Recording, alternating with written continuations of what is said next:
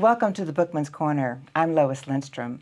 Our guest today is Dr. Claes Ryn, who is a leading thinker and writer in the conservative political movement, having written 9 books including The New Jacobinism, America as Revolutionary State, Will, Imagination, and Reason, Democracy and the Ethical Life, America the Virtuous, The Crisis of Democracy, and the Quest for Empire, and A Common Human Ground. He is also professor of politics at Catholic University of America in Washington, D.C., and he has an honorary professorship at Beijing Normal University in China and was a distinguished foreign scholar lecturer at Beijing University in 2000. Also, he is the chairman of the National Humanities Institute in Washington, D.C. Dr. Ryn, welcome to the show. It's a pleasure to be here. We're here in the studio to discuss your latest book, A Desperate Man, which is a great read.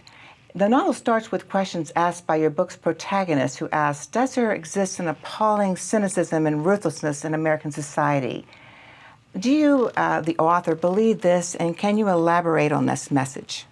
Well, human nature is always what it is. It's for good and ill. Mm-hmm. You always have cynicism, you always have ruthlessness, but to some extent, in some societies, civilization manages to put a damper on the worst aspects of human nature. And I think it can be argued that in the last century, a great deal has changed in America. Yes. There used to be a kind of a ruling class in different professions and such who set the tone for the rest and kept the level of discussion up and put a kind of moral twist, concern for the common good on top of the usual ruthlessness. I think that it's as if the something had cracked, as if the worst aspects of human nature were bubbling to the surface when do you think this started? When do you think this happened? Oh, you can't date this sort of thing. But if you look, for example, at Wall Street, I think there was a time when you had people who were, well, they used to be called the WASPs. Right. White Anglo-Saxon Protestants. Right. And they had certain rules of the game. They certainly were exponents of the same old human nature. They had their weaknesses. But they set certain standards. There were things you just didn't do if you wanted to be a self-respecting investor. Right. I think that in recent decades, we've seen that mentality the standards have really dropped, right? Yeah, it's been replaced by a kind of ruthlessness and cynicism and greed that was previously kept under control. Well, I like your title, A Desperate Man. I mean, what inspired you to write your novel? That's a very difficult question to answer. Why does anybody write anything? We have complex motives, but I think deep down what I was after was to give a picture of what America and the Western world has become. Okay. And to but do it through fiction, not through nonfiction, right? Right. The person who writes a scholarly book is bound by all kinds of empirical evidence. The facts are what they are. As a novelist, you're freer to portray things that you see. You don't have to cite the obvious evidence. Right. Yes. And and you have written a number of scholarly books that defend a particular point of view of human life and politics. Is your novel another way of persuading readers of that same point of view? I'm not sure. We have only one imagination or mindset to draw upon, our own. We have a certain picture of the world. So it's inevitable that students of mine, for example, will see some sort of continuity between my scholarly writings and the novel. But a novel is a distinct genre. I mean, you can make things up, but clearly you're drawing on the same sort of perception of the world. And experiences that you've had, yes. Now, what has been the reaction to this book? Well, so far, and it's pretty early, the reactions have been, I would say, exceedingly favorable. Very positive, right? Yes, it's very gratifying. Good. I hope it keeps up. The book has 2 main characters, Richard and his wife, Helen. You really understand how Richard is thinking. I'll give you a quote. In a world filled with cruelty, should the U.S. president be allowed to pick and choose when and where to use military force by merely citing the indefinable rubric of humanitarian intervention? I mean, what would Richard say to that, your character Richard? Well, this is an attitude that Richard and certain others in the novel find very disturbing. Now, in describing him in this way, I'm not trying to make a particular points about U.S. foreign policy. Okay. I'm using that particular part of his mindset as an example of who he is, and to explain why he acts the way he does later on. Okay. He's very upset with the general trends of American society. Things are going wrong. He is a fairly traditional American, and he sees the culture moving away from him. He sees politics moving away from the old American constitutionalism and so on. So he's finding himself in a dilemma. He's very much an American. He's very loyal to his own society. But it seems to him that people who are hostile to all of this are setting the tone, and he doesn't know what to do. Right. He becomes ultimately desperate. Yes, yes. You know, in America, we're so caught up in individualism and heroes. I mean, does that cultural dynamic affect your writing? Did you feel like we were looking for some heroic activity on the part of Richard, or that something that he would want to? I'm not sure that I would cast him in that mold. Okay. He may have heroic aspects, but he is a human being. He's got his flaws and his hang-ups and so on. So I'm not sure that I would say that he is cast as the person who's going to save the day or something like that. Right. How did you try to grab the reader in this book? What do you think captivates them? I mean, I felt that this book had a lot of, you wanted to turn the page to find out what was going to happen next. I'm glad to hear that. Did you? Well, I didn't have a trick or some sort of scheme for how to do it. Okay. I just wrote it as came to your naturally. mind. Okay. Sure. Okay. And the key to engaging people in a novel, I think, is to write about real people. You have to be believable. Yes, and of course this couple is in the Washington D.C. area. By coincidence. By coincidence, and so you describe the scenery here perfectly, and where as they drive along.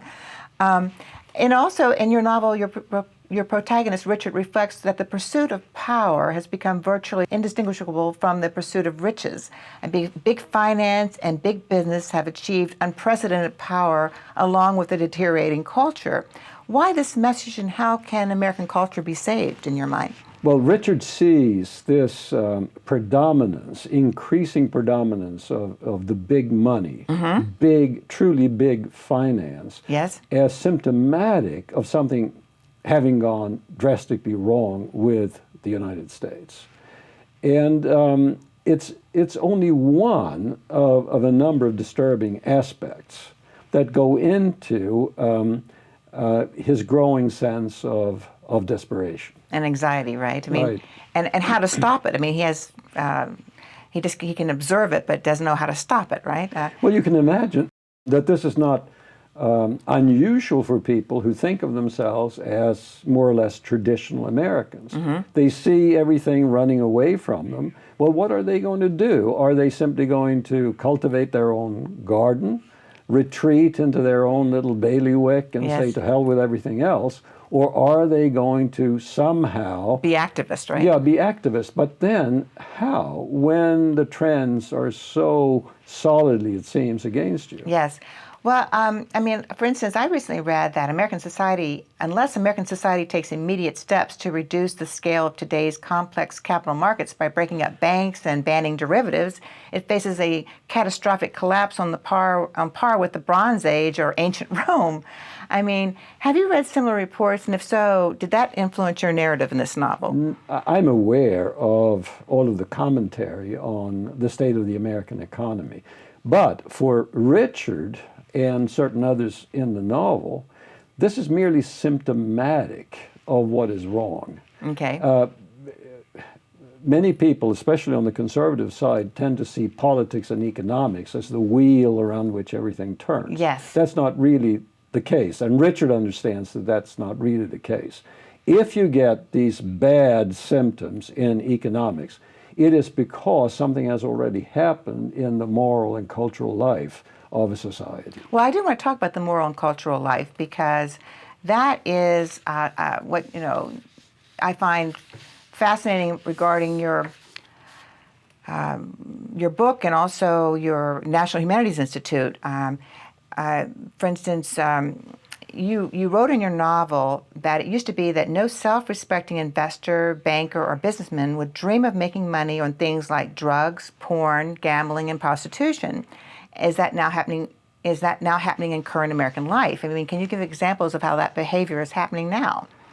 Well, I could mention certain names that are very well known. People whose statements are frequently quoted, big-time investors who are financiers of, shall we say, very shady dealings.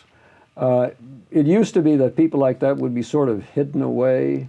They would not be able to set the tone where the big decisions were made, but now, they're prominent, increasingly, right? they're prominent and they're treated as if they were legitimate investors. Okay. I don't think there would be any point in mentioning names here, but you should understand that in writing the novel, I was not trying to drive home some kind of thesis about how things are going wrong in America, although I do happen to say that there are things that should be scaring all of us. Okay. But I was trying to convey what the feel of this this distortion of a traditional culture, what it's like, what it does to human beings, right. And especially I wanted to write about the moral pressure and anxiety that is bound to create for many people. Well, of integrity. course, since your novel is about the U.S. in a future time where riots are fairly common in Washington. Not that much into the future. Not that much, but there are riots. Of course, there are riots occasionally in Washington, but this was pretty common riots right. in this book. And then, I mean, do you think that really smart insiders could take down the U.S. government in reality? Because you've got smart insiders that are trying to take down the government in this book. Well, in a novel, anything is possible. Mm-hmm. In real life, who knows what is and what is not possible? And an even more important question, what is appropriate and not? You know, your main character, Richard, hears that a morally and financially corrupt ruling class has great influence over the United States and other countries, yet is operating to promote a rotting moral, intellectual, and ethical culture. Do you believe the U.S. is now part of a global phenomenon where this is happening? Oh, of course it is. You could even argue that American culture is globalizing. Yes. America's entertainment culture has long been emulated by others. Mm-hmm. And of course, so much of the cultural ambiance comes from the culture, from the music, from the movies, from the entertainment world in general, and that spreads, and it reflects the state of morality and culture in the particular country. So you feel like it's very low then? The morality is very low then? It's certainly very different from what it used to be. America has changed, and the point I would make, although this is not a point that is made didactically in the book, is that with this moral and cultural change has come a dramatic political and economic change. Your main character in the novel says that the founders of our country, of the United States, were realists. They believed in the possibility of rule by decent people, but they feared the dark side of human nature and tried not to give people too much power. And now vicious and unscrupulous individuals can move all the way to the top. I mean, can you cite some examples in reality about this? Yeah, they're pretty numerous, but again, would it be worthwhile to single out particular individuals? I think it's pretty striking that the cynicism on the Hill and the deal-making, mm-hmm. it's sort of breaking through whatever restrained it in the past. You have presidents making statements that are just blatantly false, but designed to curry favor with... like what? Can you give me an example? What do they say? Blatantly false? Nobody talking, for example, very seriously among the presidential or at the presidential level on what this country would need to do in order to sort out its financial affairs. It's always a matter of kicking the can down the road. Let somebody else take the responsibility for this. So let's have our grandchildren pay our bills and so on. But not letting on that this is happening. We're really struggling to balance the budget. The changes that are being proposed are marginal from the point of view of the indebtedness of the United States. Well, you've been complaining that there aren't any conservatives who are trying to have an influence on arts and entertainment. Have you decided to write a novel to say things about American society that would be much more difficult in a scholarly work? No, I don't think that was the reason. For whatever reason, I felt the need to write this novel. I think that whenever a series novel is written, it comes out of a need that sort of bubbles up from within. It's not a matter of my saying, oh, I'm not getting enough support for my scholarly writing, so I'd better write something that will appeal to the general reader. That was certainly not the reason. Okay. It's just a desire to say something in a different way and to be a little freer. Be more creative, I guess, right? In a sense. Scholarship too is creative in a sense. Okay, that's true. Writing in general is creative, and it's very hard work. Most people think that you just sit on your behind and you write. I mean, who would do it? That's right. Let me tell you, it's hard work. That's right, it is. Well, in our phone conversation this past week, you said you can't change the world through politics, but the U.S. culture needs to be reinvigorated. How are we going to have an artistic revival in the United States? I mean, how can we reinvigorate the culture? There are no prescriptions for that. There are none? No. No ideas? I mean, we have plenty of think tanks in Washington and places. People pour a lot of money into them, and you get research projects. You can't, in a similar, analogous way, order up a new culture. Okay. More movie scripts and, more paintings. Let's have more museums with the right kind of art. You can't do that. First, you have to have creativity, and you have to have people who are inspired to do things like that. And I think that the shortage of people of that kind on the so-called conservative side is one of the main explanations for why so-called conservatism is in a crisis. That is, conservatism has been singularly focused on party politics and economics. Yes.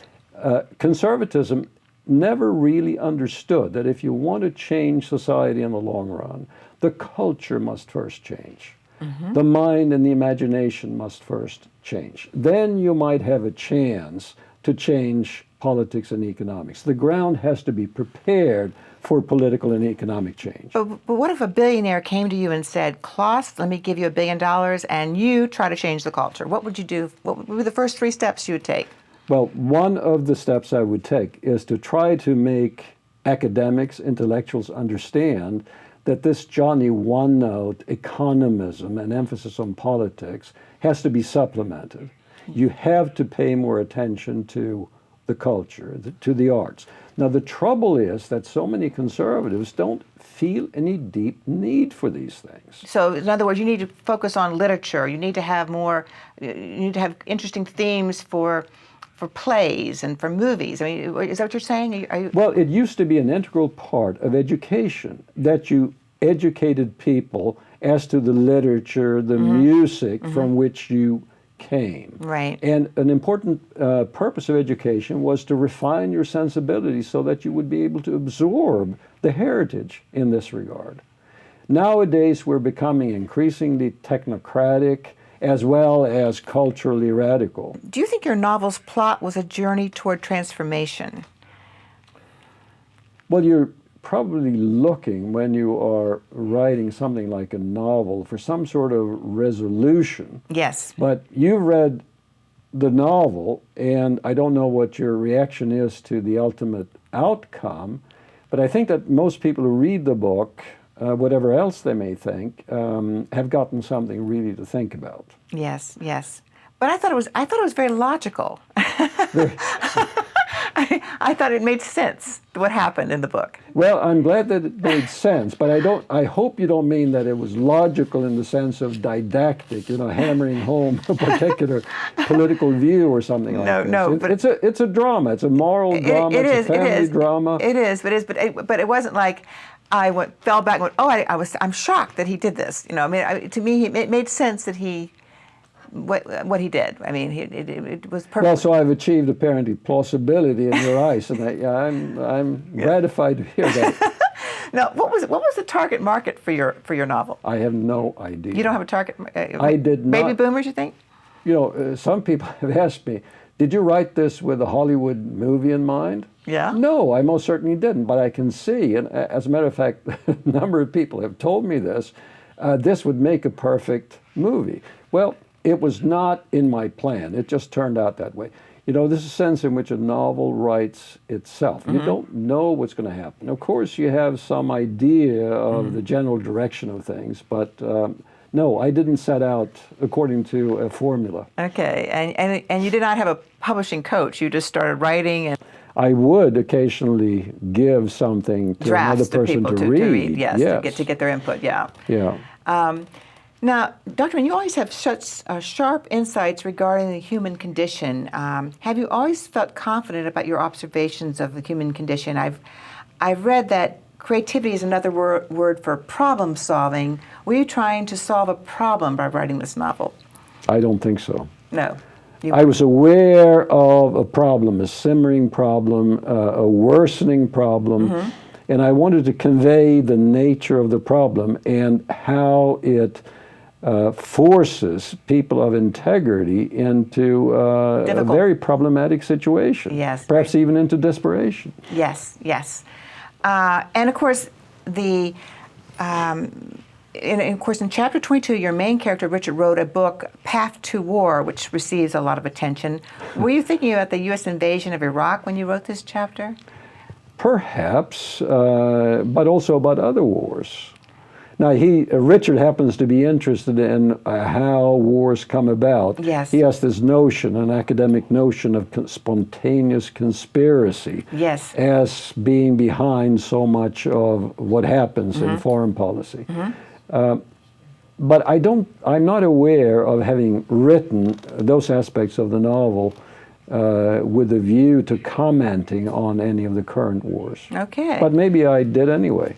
Subconsciously. Well, in your novel, the wife of the main character, Helen, has a big role in trying to find her missing husband. I mean, she visits the American embassy in Paris quite frequently. And from my years of visiting the Swedish embassy in Stockholm, I found your descriptions of embassy life very realistic. Do you have friends in the diplomatic service? Oh, sure, many of them, in different countries. So was this embassy in Paris then a composite of all the embassies you have visited over the years? No, what's wrong with just the embassy in Paris? And also it's, a part of it is in the U.S. consulate, which is a separate building. Yes, yes. I also found it interesting that you keep your characters keep asking themselves, what is the moral thing to do? Why do you keep having them ask this question? Well, this is particularly true of Richard, who is this person who has an acute moral conscience. That's his problem in a way. Okay. I mean, it would be so much easier to live in this society if you weren't nagged all the time with this question. About what's right and what's wrong? Yeah, what should I do? Things are going wrong. What's my responsibility here? Most people, they just shrug it off, and they're working away at their jobs. They want to make more money. They want to do better. Financially. Financially. They want their families to be better off. But this guy is different in that he can't get away from the fact that he has some sort of obligation to help his country. Yes, that's true.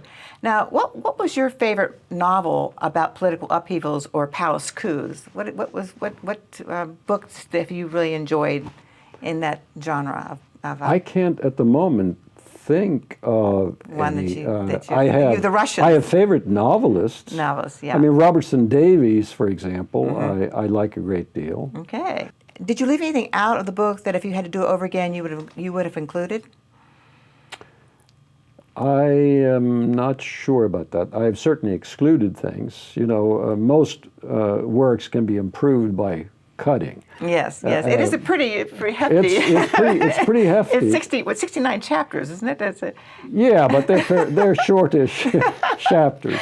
In chapter 16 of your novel, you wrote that how the moral, intellectual, and general cultural forces of the French Revolution interacted with the big financial interests seemed to be a compelling illustration of how big business affects political life. Can you briefly elaborate? Well, this is just an example of the academic interests of Richard, the main protagonist. Mm-hmm. That is, he has been sniffing around this synergy mm-hmm. of economic, political, and ideological forces. Okay. And he thinks that he has seen a certain connection there. He's by no means a Marxist, but he thinks that he can see that, especially in fraught social and political circumstances, finance can have a disproportionate influence. Very good message. Now, where can our viewers find your book? Well, they can go to Amazon, the usual places. And of course, it's available electronically, correct? Yes, ebook seems to be, for people of a different generation than mine, the only thing. On Kindle, right? Oh, sure. Okay. And do you have another book coming up? I'm always thinking about another book, and I am in the middle of writing another one. That's a more scholarly book, but I feel the pull of a more creative work as well. Well, who knows? Well, we hope to have you on our show when you have that next book written. It would be a pleasure. And thank you so much, Claes, for being with us today. Thank you. Thank you for watching The Bookman's Corner. Please join us again next month for a new edition. I'm Lois Lindstrom.